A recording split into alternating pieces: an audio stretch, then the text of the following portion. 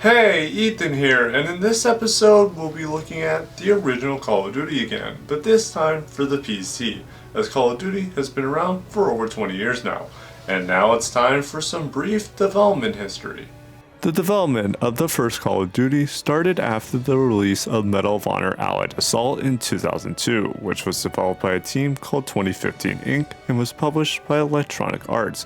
This is relevant because around 21 developers of 2015 Inc. left to form what is now known as Infinity Ward, with former founders Vince Zampella and Jason West among them, as Activision later purchased the studio. During development, they used the term the Medal of Honor Killer as they researched actual weapons, vehicles, and locations throughout World War II to make it feel more authentic. Call of Duty was then released first for the PC on October 29, 2003 here in North America, with the European version releasing in November and the Mac and N-Gage versions releasing in 2004. It was also brought to the Xbox 360 and PlayStation 3 in December 2009 as Call of Duty Classic. This time, however, I'll be focusing on the PC version of the game compared to the Xbox 360 version of Call of Duty Classic like I did in late 2021, but it's now time for me to talk about Call of Duty.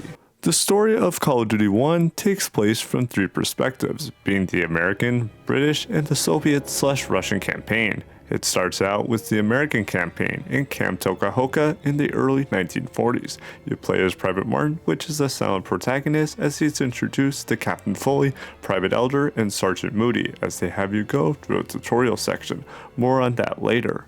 The next mission has you land behind enemy lines the night before D-Day, as Martin has to set up radios and plant bombs and take out any German enemies and work with other fellow soldiers to take control of a small town. The next morning, however, Martin, Captain Foley, Sergeant Moody, and other fellow soldiers fight off of a German attack, take out tanks, and end up stealing a car to head towards Breakheart Manor to take out artillery guns in trenches and at the manor itself. Later on, in August 1944, Martin, Foley, and Moody and others end up infiltrating a chateau in Germany to rescue Captain Price, which gives intel of a Major Ingram, which was relocated to a prison camp in Austria, which then has him break him out within 10 minutes. Sometime later, Martin and the others end up going through bunkers and stealing enemy intel and taking out artillery guns during the Battle of the Bulge, and that is basically the American campaign.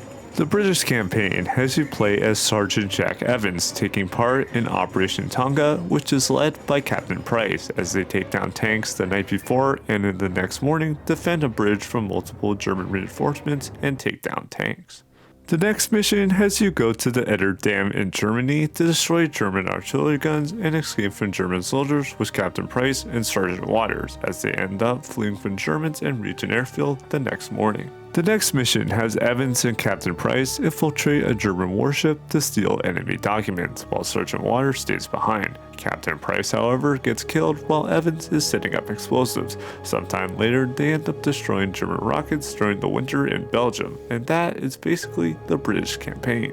The Soviet campaign has you play as Corporal Alexei Ivanovich Voronin. It starts out during the Battle of Stalingrad while you're on boats, as German reinforcements start attacking the boats and Soviets killing anyone who tries to escape the boats. Moments later, the player is given ammo and works with another character to escape the German machine guns at the top. Throughout the campaign, Alexei ends up going through other encounters, such as a train area, sewers, an apartment complex, and other missions and tanks, eventually leading them to the Reichstag in Berlin to put up the Soviet flag at the top, and that is basically the end of the first Call of Duty's campaign.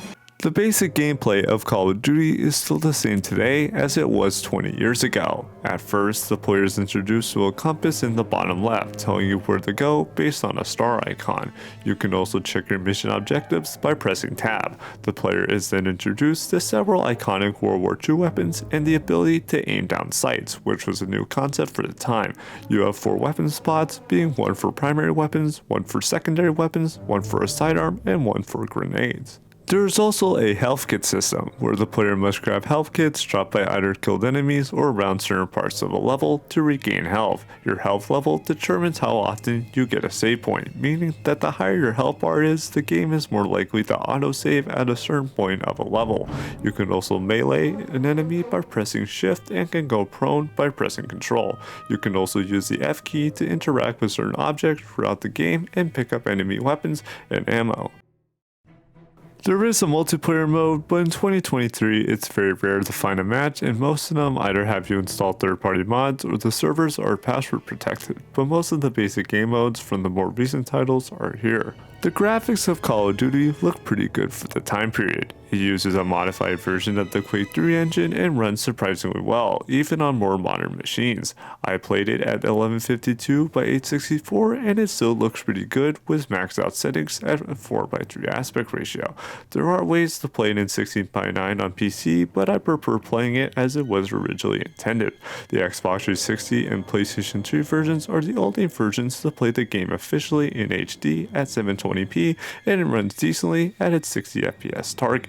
And that is the original Call of Duty from 2003, one of my favorite first-person shooters of all time, even though it's incredibly outdated compared to all the games that came after it.